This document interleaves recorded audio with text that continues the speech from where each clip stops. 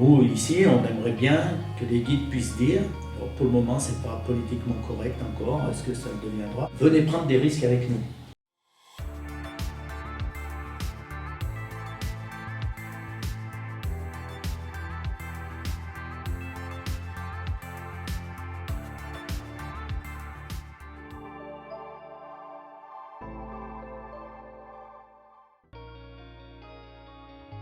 Les années sans neige, on en a connu, mais on a l'impression que c'est plus souvent.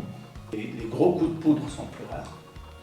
Voilà, moi j'ai eu une expérience à moins 39 à 3200 mètres, donc au sommet du téléphérique. C'est des températures qu'on retrouve, qu'on n'a jamais retrouvées. Plus de risques, c'est aussi, c'est pas lié qu'à la montagne. Je pense que c'est aussi lié à la manière de la consommer. Parce que maintenant, on fait de la montagne quand on est en vacances, mais pas forcément quand la montagne est en condition. Bon, moi qui ai travaillé quand même quelques années à l'UCPA, au début, il y avait beaucoup de stages de 15 jours. Les gens prenaient le temps d'apprendre. Puis après, il y a eu des stages, aussi je caricature un peu, mais des stages Mont Blanc. C'était une semaine, puis à la fin de la semaine, il fallait avoir fait le Mont Blanc. Bon, voilà.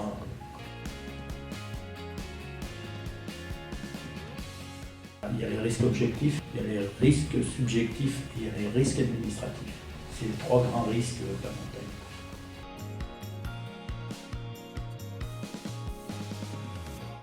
Quand tu es maire d'une commune comme ça, il ne faut pas avoir peur de son ombre, parce qu'autrement, tu ne fermes pas l'œil la nuit. C'est une conception de la montagne qui me plaît et je vais me battre pour que ça reste comme ça, quoi. Voilà. Ça reste quand même un village, un esprit d'irréductible gaulois. On n'a pas tellement envie que ça change.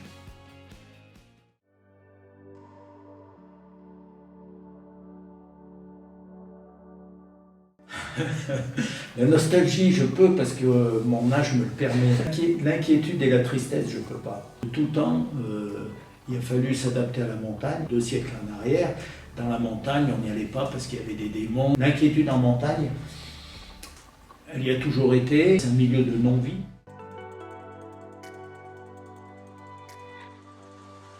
C'est toute une société qui évolue, donc toutes les activités évoluent en fonction de ça. On le voit aussi entre la randonnée et le trail. Il y a des fois, je me dis, est-ce qu'ils ont la capacité à lever le nez pour ressentir leur milieu? Je n'ai pas de jugement, la pratique est différente. Les risques en montagne, ils sont toujours là, mais ils évoluent aussi. On a des moments où on est obligé d'informer des pratiquants parce que la neige est dure, donc que les chutes dans les couloirs sont dangereuses, et parfois plus que les avalanches. On a mis tout ce système en place avec le bureau des guides qui est unique pour avoir vraiment une estimation qui reste qu'une estimation humaine, voilà, mais de la dangerosité du site tel jour. Ça va être forcément compliqué, mais par rapport à l'évolution de la société, pas par rapport à l'évolution de la montagne. Si les guides ils se disent « je veux faire le métier de guide comme avant », effectivement, ça n'ira pas forcément très très loin. Et si la profession se repense, on peut avoir besoin de guides tout le temps. Il y a toujours eu besoin de guides. Dans l'esprit des gens, les guides, c'est pour supprimer le risque. Non. Le guide, il ne supprime pas le risque, il ne va pas tenir les cailloux comme ça. Par contre, il peut apprendre au client à gérer le risque et il peut le gérer avec lui.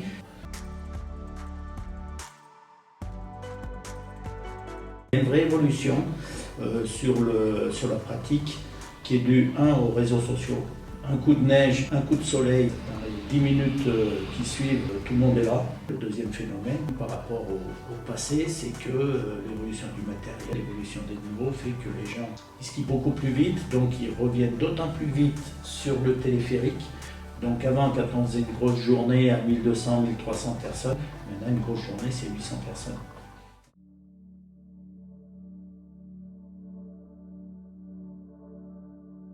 C'est le tourisme d'été, on sait qu'il nous financera le déficit quasi obligé des hivers prochains. Par exemple, sur le téléphérique, l'été, l'alpinisme représente 10% de la clientèle. On a des projets pour anticiper sur la décrue glaciaire, d'adapter nos remontées mécaniques à l'évolution du glacier.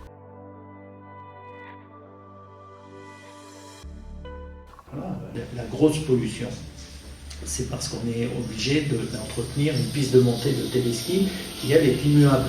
C'est-à-dire que si les crevasses, elles sont là, il faut les boucher.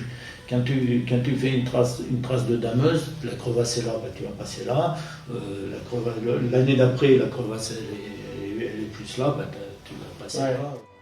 Il n'y aurait plus qu'un pylône, il y en a 9 là, suspendus actuellement, plus le 10e qui est à l'arrivée.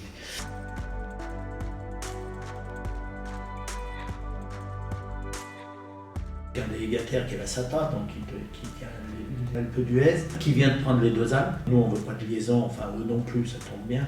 On ne veut pas de liaison mécanique entre la Grave et les 2 Alpes. Administrativement, il faut une unité touristique nouvelle. Il faut que ce soit inscrit dans un SCOT, donc dans un schéma de cohérence territoriale. Il faut, enfin bon, voilà, c'est hyper lourd.